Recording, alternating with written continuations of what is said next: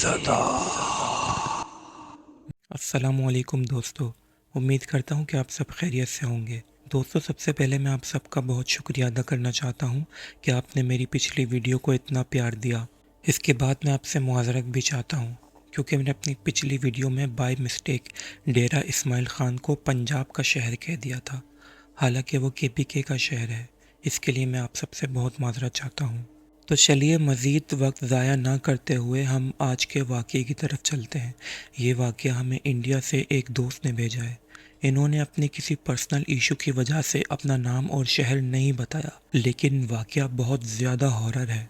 और अगर ये वाक़या आप रात में सुन रहे हैं तो अपने दिलों को ज़रा मजबूत कर लीजिए और इस वाक़ये का सही मज़ा लेने के लिए हेडफ़ोन का इस्तेमाल कीजिए और लाइट बंद करके लेट जाएं। अच्छा दोस्तों, यहाँ मैं एक बात बताना चाहूँगा कि इन भाई ने अपनी कहानी में बहुत ज़्यादा हिंदी के अल्फाज यूज़ किए थे जो मैंने चेंज करके उर्दू में कन्वर्ट कर दिए हैं, लेकिन कहानी का मज़ा बरकरार रखने के लिए कुछ अल्फाज मैंने हिंदी में ही रहने दिए हैं। तो चलें दोस्तों, ये वाक़या हम इंडिया के इन्हीं दोस्त की ज़बानी सुनते हैं। अस्सलामुअलैकुम शुएब भाई, मैं किसी वजह से आपको अपना नाम नहीं बता सकता, लेकिन मैं चाहता हूँ कि मेरे साथ पेश आने वाला ये वाक़या दुनिया तक पहुँचे। ये वाक़या आज से तकरीबन 30 साल पहले 1993 में मेरे साथ पेश आया। मैं एक अनाथ हूँ। मेरा बचपन सड़कों पर भीख मांगते हुए गुजरा है। 1993 में मेरी उम्र 13 साल थी। एक रात में भूख की शिद्दत से बेहाल था। मुझे कहीं से खाना नहीं मिला था। रात के तकरीबन 2 बज गए थे। हर तरफ सन्नाटा था। मैं एक शमशान घाट के पास से गुजर रहा था। मैंने देखा कि एक शख्स आग जलाकर बैठा हुआ है। मैं फ़ौरन इसके करीब गया कि शायद इसके पास कुछ खाने को मिल जाए। मैं करीब गया तो मैंने देखा कि वो कोई तांत्रिक था। इसके सामने इंसानी खोपड़ियाँ, हड्डियाँ, मरा हुआ उल्लू और इसके अलावा ना जाने क्या क्या चीज़ें रखी हुई थी, और वो अपनी आंखें बंद करके कोई मंत्र पढ़ रहा था। इसका हुलिया देखकर मुझे थोड़ा सा डर महसूस हुआ, लेकिन मुझे बहुत ज़्यादा भूख लग रही थी। मेरी भूख की शिद्दत मेरे डर पर गालिब आ गई। मैं इसके पास गया और कहा कि बाबा, कुछ खाने को मिलेगा? मुझे बहुत भूख लग रही है। इस तांत्रिक ने आंखें खोलकर खा जाने वाली नज़रों से मुझे घूरा। इसकी आंखें लाल सुर्ख हो रही थीं। इसने मुझे यहाँ से चले जाने का इशारा किया। मैं इसके इस तरह देखने से बहुत ज़्यादा डर गया था। न जाने क्यों मैं भागने के बजाय चुपचाप वहीं इसके पीछे बैठ गया और इस तांत्रिक की हरकतों को देखता रहा। इस तांत्रिक ने उल्लू को उठाया और इसका खून पीने लगा, और फिर इस उल्लू की दुम का गोश्त अपने दांतों से काटा और कच्चा ही चबाने लगा। फिर ये उल्लू इसने आग में फेंक दिया और फिर उठकर खड़ा हो गया और अपना सारा सामान जो एक कपड़े में रखा हुआ था गठरी बनाकर अपने कंधे पर डाल लिया। मैं इसके पीछे बैठा था। इसने पीछे मुड़कर मुझे देखा और गज़बनाक आवाज़ में चीखते हुए बोला, तो अभी तक यहाँ से दफ़ा नहीं हुआ? मैंने डरती हुई आवाज़ में कहा, मुझे बहुत भूख लगी है, कुछ खाने को दे दो, मैं एक अनाथ हूँ। वो तांत्रिक थोड़ी देर तक तो मुझे घूरता रहा, फिर कुछ सोचकर इसने कहा, चल मेरे साथ, तुझे पेट भर कर खाना खिलाता हूँ। मैं फ़ौरन इसके साथ चल दिया। मैं बहुत खुश था कि चलो आज तो पेट भर के खाना मिल जाएगा। मुझे नहीं पता था कि ये मेरी ज़िंदगी की सबसे बड़ी गलती है और आगे मेरे साथ क्या क्या वाक़यात होने वाले हैं। खैर, मैं इस तांत्रिक के घर चला गया जो एक जंगल में एक झोपड़ी नुमा घर में रहता था। घर पहुंचकर इसने मुझे गोश्त का सालन और चंद रोटियां दी। मुझे इतनी शदीद भूख लग रही थी कि थोड़ी देर में मैं जल्दी जल्दी 5 रोटियां खा गया। वो तांत्रिक सामने बैठकर मुझे खाते हुए देख रहा था। कहने लगा, बालक, कब से भूखा है? मैंने कहा कि आज सुबह से मैंने कुछ नहीं खाया। कल भी मुझे बस दोपहर में ही खाने को मिला था। अक्सर मुझे भूखा ही सोना पड़ता है। इस तांत्रिक ने कुछ सोचने के बाद कहा, बालक, मेरे लिए काम करेगा? तुझे खाने के लिए भी दूंगा और रहने के लिए जगह भी, और हो सकता है मैं तुझे अपनी विद्या भी सिखा दूं। बस मैं जो बोलूँगा तुझे वो करना पड़ेगा। कोई सवाल नहीं करेगा, मेरे किसी हुक्म को कभी नहीं टालेगा, वरना इसके नताइज बहुत भयानक होंगे। मैं इसका मतलब क्या समझता? मेरे तो दिल में लड्डू फूटने लगे। मुझे ऐसा लगा जैसे इससे अच्छा मौका मुझे कभी नहीं मिलेगा। मैं फ़ौरन ही मान गया। तांत्रिक ने कहा, चल सो जा, हमारा काम अब कल रात से शुरू होगा। ये कहकर इसने मुझे एक तकिया और बिस्तर दिया। मैं तो सड़क पे सोता था। ये झोंपड़ा, तकिया और बिस्तर तो मुझे किसी महल से भी ज़्यादा अच्छा लग रहा था। मैं लेटते ही फ़ौरन सो गया। मुझे बहुत मज़े की नींद आई। सुबह लोगों की आवाज़ से मेरी आँख खुली। तकरीबन दोपहर के 2 बज रहे थे। मैं झोपड़ी से बाहर आया तो देखा तांत्रिक एक ऊंची जगह पर बैठा हुआ था और इसके आगे काफ़ी लोग बैठे हुए थे जो इसे खाना और पैसे वगैरह दे रहे थे और अपने मसाइल बता रहे थे। तांत्रिक इनका मसला हल करने के लिए इनसे पैसे मांगता और वो लोग मुंह मांगे पैसे इस तांत्रिक को देकर चले जाते थे। शाम तक ये मामला जारी रहा। लोगों की बातें सुनकर मैं समझ गया था कि ये तांत्रिक काले जादू का कोई बहुत बड़ा माहिर था। रात के तकरीबन 12 बजते ही तांत्रिक ने मुझसे कहा, चल उठ बालक, हमारा काम शुरू हो गया है। इसने काफ़ी बड़ा छुरा उठाया और मुझे लेकर शमशान घाट आ गया और कहने लगा, बालक गौर से देख, कल से ये काम तुझे करना है। वो ये कहकर एक चिता के पास गया जो अभी सही से जली नहीं थी। इसने छुरी से इसका हाथ बाहर निकाला जो आधा जला हुआ था और इस छुरे से इसने इसका हाथ काटना शुरू कर दिया। मैं आंखें फाड़ कर इसको देख रहा था कि ये कर क्या रहा है। इसके छुरे की धार बहुत तेज थी। इसने 1 मिनट के अंदर ही ये हाथ काट कर अलग कर लिया। करीबी पानी के एक गंदे तालाब में इसने हाथ को डालकर ठंडा किया और अपने झोले में डाल लिया। इसके बाद हम दूसरी चिता पर गए जो तकरीबन पूरी जल गई थी और वहाँ इसने चिता की थोड़ी सी अस्थियाँ उठाई और वो भी अपने झोले में डाल ली।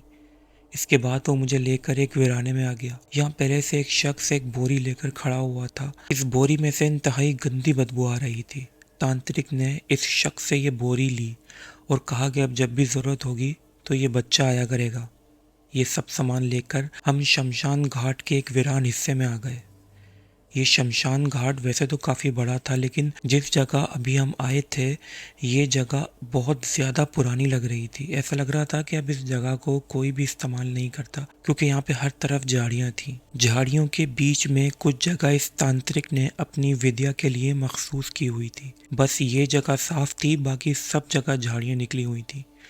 इस तांत्रिक ने मुझे एक राख से बनाए गए एक गोल दायरे के अंदर बिठा दिया और कहा कि बालक, चाहे कुछ भी हो जाए तो कुछ भी देखे, इस रेखा से बाहर नहीं निकलना। मैं तुझे यहाँ इसलिए लाया हूँ कि तेरे दिल से डर निकल जाए और तू कुछ मेरे काम आ सके, लेकिन ये बात याद रख, इस रेखा से बाहर नहीं निकलना। ये कहकर वो तांत्रिक भी राख से बनाए गए एक दायरे के अंदर जाकर बैठ गया। इस तांत्रिक ने अपने थैले से अपने सामने चिता का आधा जला हुआ हाथ निकाल कर रखा, जली हुई चिता की अस्थियाँ निकाल कर रखी और फिर इसने जब वो थैला खोला जो इस वीराने में एक शख्स से लिया था तो इसके अंदर एक इंतहाई पुरानी सड़ी हुई किसी इंसान की लाश थी। ये देखकर तो मेरा दिल ज़ोर ज़ोर से धड़कने लगा। मैं थोड़ी दूर ही बैठा था, लेकिन यहाँ तक इस लाश की सड़े हुए मांस की बदबू आ रही थी।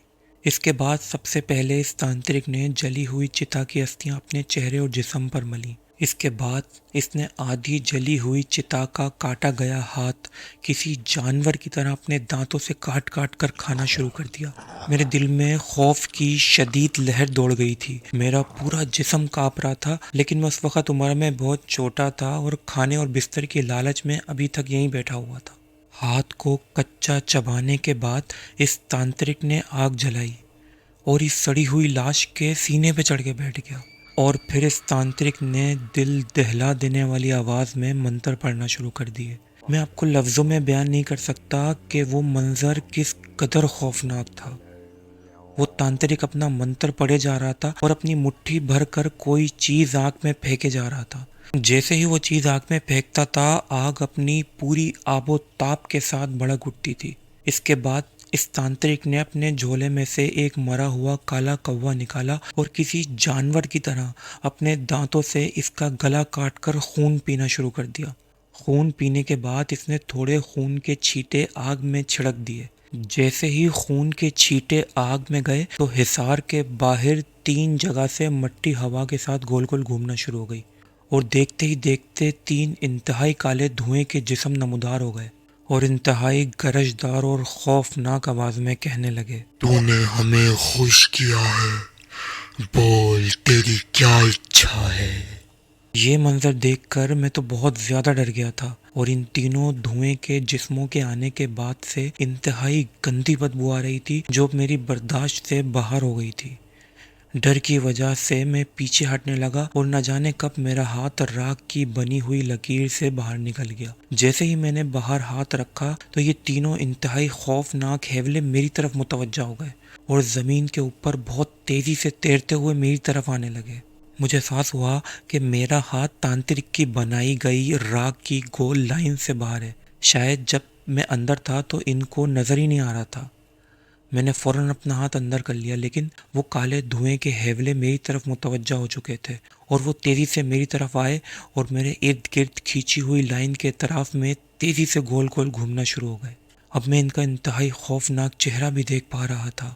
6-6 इंच की लाल कोयले की तरह दहकती हुई आंखें मुसलसल मुझे घूर रही थीं और इनका मुंह तकरीबन 5 फीट खुल गया था और इनके मुंह से इंतहाई खौफनाक और चिंगाड़ने वाली आवाज़ निकल रही थी। शायद मैं अपने अल्फाज से इस मंज़र की सही तस्वीर आप लोगों को नहीं दिखा पा रहा हूँ, लेकिन आप खुद इस मंज़र को इमेजिन करें, अपने जहन में सोचें ये किस कदर खौफनाक मंज़र होगा। इन्हें देखकर ऐसा लग रहा था कि शायद अगर मैं इस हिसार से बाहर होता तो ये मुझे चीर फाड़ देते।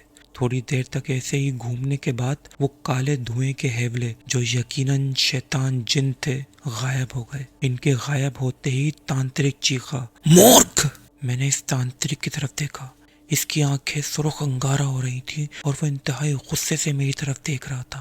तांत्रिक ने कहा, मैंने मना किया था ना, चाहे कुछ भी हो जाए तुझे इस रेखा से बाहर नहीं आना।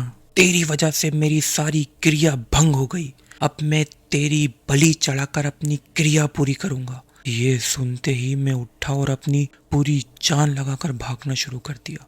मुझे नहीं पता वो तांत्रिक मेरे पीछे आया या नहीं। मैं इतना डर गया था कि मैं बस भागता रहा। आखिरकार मैंने वो शहर ही छोड़ दिया और आज इतने साल गुजरने के बाद भी कभी पलटकर दोबारा इस शहर में नहीं गया।